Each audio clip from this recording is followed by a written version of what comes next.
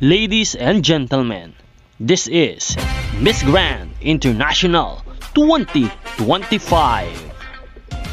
This is Nel 2204, your pageant blogger host.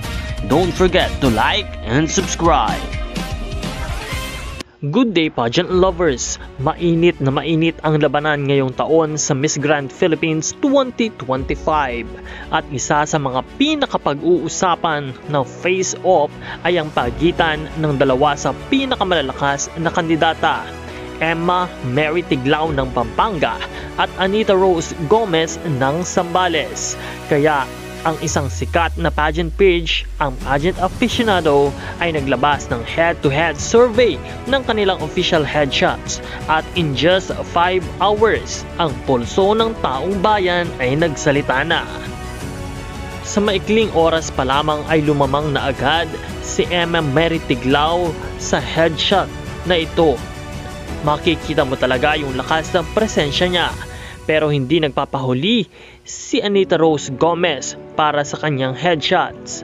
At syempre, alam natin na sa Miss Grand, malaki ang factor ng personality, stage presence at communication. So kahit na nangunguna si Emma Tiglao sa headshot poll, ay tuloy pa rin ang laban.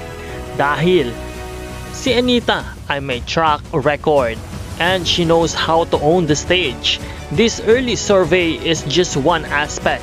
Marami pa tayong dapat abangan sa pre-pageant activities, interviews, and of course, the final Q&A.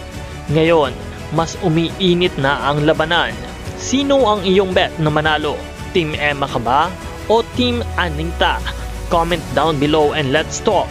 At huwag kalimutan na i-follow ang journey nila dahil ang Coronation Night ng Miss Grand Philippines ay gaganapin na sa August 12, 2025. Like, share, and subscribe para updated ka sa bawat kaganapan because this is just the beginning. This is Nel 2204, your pageant blogger host. Magkita tayong muli sa susunod na video.